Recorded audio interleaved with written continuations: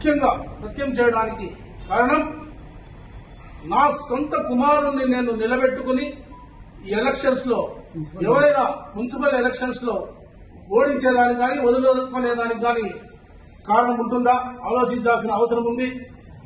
నేను ఎప్పుడు కానీ 10 మందికి డబ్బులు ఇచ్చేవాడినే కానీ ఏ రోజు చేయి చాచేవాడిని మాత్రం కాదు.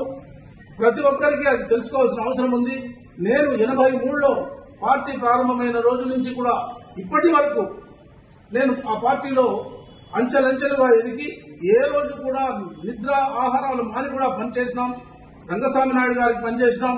అదేవిధంగా మన ముఖ్యమంత్రిగా ఎన్నుకొనబడినటువంటి ఈ రోజు వ్యక్తి చంద్రబాబు నాయుడు గారికి ఆ రోజు నుంచి ఈ రోజు వరకు నిర్విరామంగా రాత్రి పగులు అనేది లేకుండా పని చేస్తూనే ఉన్నాను.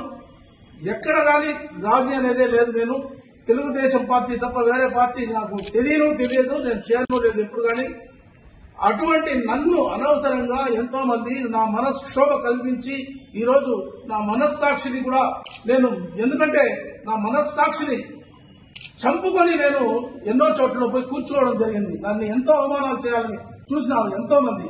కానీ దేవుడి మీద భయంతో దేవుడి మీద సాక్షిగా అదేవిధంగా నాకున్నటువంటి గౌరవం ప్రేమ ఎందుకంటే ఆయన నాకు సొంత అన్నలాంటి వాడు. నా అన్నదమ్ములు సహాయం చేయకపోయినా ఆయన నాకు ఎన్నో సహాయాలు చేసినటువంటి వ్యక్తి చంద్రబాబు నాయుడు గారు.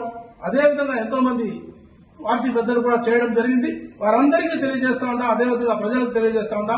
నేను ఎక్కడ కానీ కమిట్మెంట్ అనేది ఎక్కడ కానీ పార్టీ ఈ గంగమ్మ సాక్షిగా తెలియజేస్తున్నా, ఎక్కడ కానీ సాక్ష్యం తెలియజేస్తున్నాను. గంగమ్మ సాక్షిగా గాని, పెద్దపల్లి గంగమ్మ సాక్షిగా గాని, తిరుపతి గంగమ్మ సాక్షిగా గాని, ఏడుకొండల వారి సాక్షిగా తెలియజేస్తా ఉన్నా. ఎక్కడా నేను ఎటువంటి తప్పు చేయలేదు. అటు ఈ రోజు నన్ను అడగకుండా ఎందుకంటే నా మీద పోటీ చేసినటువంటి వ్యక్తి సుధీర్ని నాతో కొంచెం ఒక్క విషయం కూడా తెలియజేయకుండా అతన్ని పార్టీలో చేర్చుకున్నారు. ఈ రోజు అతను మా పార్టీ మెంబర్ అయినాడు. మా పార్టీలో మెంబర్ అయిన తర్వాత అతని దగ్గరికి వెళ్లి ఎవరైనా అడిగి తెలుసుకోవచ్చు, లేదా అతనే కూడా తెలియజేయచ్చు.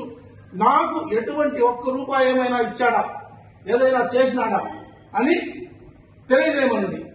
ఈ రోజే నేను కావాలంటే ఆత్మాహుతి చేసుకుంటా, లేదా రాజకీయ సన్యాసం చేస్తాను.